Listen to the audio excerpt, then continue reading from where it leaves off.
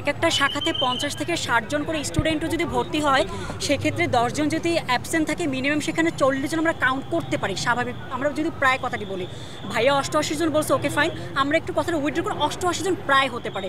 তবে আমাদের সাধারণ ধারণা একটা শ্রেণীকক্ষে যদি 50 জন স্টুডেন্টও যদি অ্যাটেন্ড থাকে সেক্ষেত্রে যদি কেউ বের না হতে পারে তাহলে আমরা ধরে নিতে পারি 50 জন স্টুডেন্ট সেখানে মারা গিয়েছে, অগ্নিদগ্ধ হয়েছে। সেক্ষেত্রে 2 থেকে 3টা ক্লাসের তো একদম বাজে অবস্থা। তো আমরা কি ধরতে পারি না 100 থেকে 150 জন সেখানে ইনজুরি হয়েছে? আমরা মৃত্যুর কথাটা না বললাম, আহত হত ক্রিটিক্যাল জায়গাগুলো সেগুলোতে আমরা একটু জাতির কাছে ফেয়ার করতে পারি। আরেকটা সবচেয়ে যে বড় সমস্যা সেটা হচ্ছে আমার কেন যেন মনে হচ্ছে যে আসলে আমরা বিগত দিনগুলোতে যে ট্র্যাজেডিগুলো দেখেছি যেগুলো আসলে উপর মহলের কিছু নেতৃত্বদানের কারণে ধামাচাপা পড়ে গিয়েছে, নতুন একটা ট্র্যাজেডির সামনের সম্মুখীন হচ্ছে। আজকে আমি প্রেজেন্ট আছি, কালকে হয়তো আপনি, আমি, আমার পরিবার নতুন একটা ট্র্যাজেডির সম্মুখীন হবো। আর এই জায়গাটা তৈরি হয়েছে জবাবদিহিতার জায়গাটা সঠিকভাবে তৈরি না হওয়ার কারণে।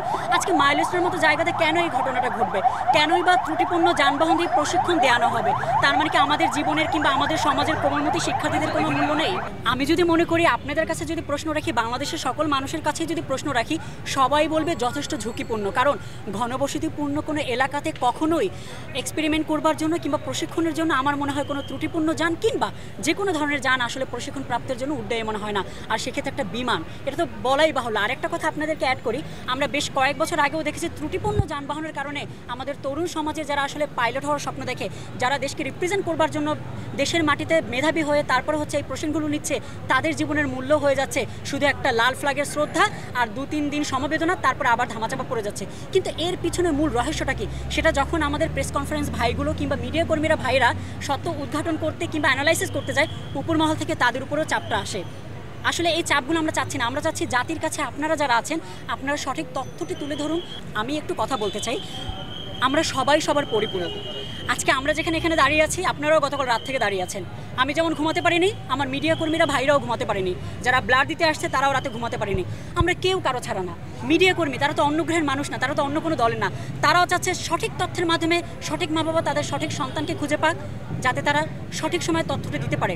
হয়তো কিছু কিছু সময় ইনফরমেশন মিস্টেক কিংবা কিছু প্রোপাগান্ডা ছড়ানোর কারণে আসলে মিডিয়া কর্মীদের উপরে অনেকেই ক্ষুব্ধ হন। তবে আমি আশা করব মিডিয়া কর্মীরা যথেষ্ট সাহায্য সহযোগিতা করছে বলেই দেশের প্রত্যন্ত অঞ্চল থেকে মানুষগুলো ব্লাড ডোনেট করতে আসছে। আপনি শুনলে আশ্চর্য হবেন, সিলেট থেকে এক বোন আসছে, চিটাগং থেকে এক বোন আসছে। এটা আমাদের জন্য না, আপনাদের জন্য। কারণ আপনারা সেভাবে প্রচার করেছেন বলেই আজকে আমরা এই জায়গাতে দাঁড়াতে পেরেছি, সঠিক ইনফরমেশনগুলো মানুষ পাচ্ছে। তবে আপনাদের কাছে একটা রিকোয়েস্ট, আপনারা যদি আরেকটু যদি আমাদের বাংলাদেশের মানুষের জন্য কাজ করেন, ইনশাল্লাহ আমরা আপনাদের মাধ্যমে উপর পদস্থ যারা আছেন তাদের কাছে প্রশ্ন রাখতে পারবো, আমার ভাইয়ের জীবনের মূল্য জাস্ট কত লক্ষ টাকা, কতদিন তারা যন্ত্রণাকে ছটফট করে পৃথিবী থেকে বিদায় নেবে, আর কত ম্যানেজিং কমিটির অদক্ষতার কারণে সামনের ভবিষ্যতে আপনার আমার সন্তান আর কত জীবন দিলে আমরা একটি নোংরা সমাজ থেকে বেরিয়ে আসতে পারবো।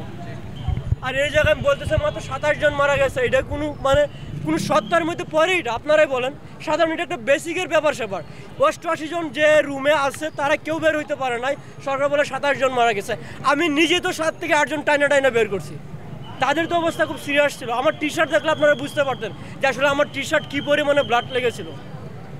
এই যে তথ্যটা যে 88 জন ছিল, এই তথ্যটাও তো যারা reporter, on the spot reporter যারা ছিল, যেমন আমি ছিলাম, আমরা তো এই তথ্যগুলো তো টিচারদের কাছ থেকে ওই সময় তাৎক্ষণিক আমরা পাইনি। টিচাররা আপনারা টিচারের সাথে কেউ কথা বলতে তো যায় না। টিচার 2-1 স্যার ছিল, সাবিক স্যার ছিল, আরেকজন ম্যাডাম ছিল, ওনাদের তো কথাই বলতে দেয় না। ওরা বেশিক্ষণ ওনাদের সাথে তো বেশিক্ষণ কথাই বলতে দেয় নাই, মানে ধাক্কায় পিছনে সরে দিচ্ছিল। তা আমার উচিত এখন ওই রুমে আসলে কতজন স্টুডেন্ট ছিল, ওই যে রুমটা ওইটা তো একটা মানে রুমের একটা ওই রুমে কতজন ছিল ওইটা আমাদের প্রেজেন্ট লিস্ট লাগবে।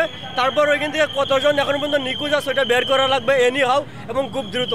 তারপর সরকার তাদের চিকিৎসার জন্য, উন্নত মানের চিকিৎসার জন্য খুব দ্রুত করে, সেটার জন্য সরকার খুব তাড়াতাড়ি ব্যবস্থা করে। এক্ষেত্রে তো আমাদের যিনি আইন উপদেষ্টা তিনি তো বলেছিলেন যে বিদেশ থেকে প্রয়োজনীয় চিকিৎসক আনা হবে। বিদেশ থেকে আনবে কখন? যখন আমার ভাই আপনার ভাই মারা যাবে তারপর কি বিদেশ থেকে লোক আনবে? বিদেশ থেকে আনতে প্রসেসিংটা আপনি চিন্তা করেন, একটা মানুষ বাঁচবে কতক্ষণ? তার সারা গায়ে হলো স্পট, সারা মুখ পুড়ে গেছে, সারা বডি পুড়ে গেছে। বিদেশ থেকে কখন নিয়ে আসবে? 2 দিন পরে নিয়ে আসবে না 3 দিন পরে নিয়ে আসবে? তার জীবন নষ্ট, 1 মিনিট তো নষ্ট হয়ে গেছে, একবারে ড্যামেজ করে কি নিয়ে আসবে বিদেশ থেকে? মানে এরা কি আমাদের সাথে লীলাখেলা করে নাকি যে আমরা এটা করবো, ওইটা করবো, এই করবো, সেই করবো? কিছুই তো করতেছে না।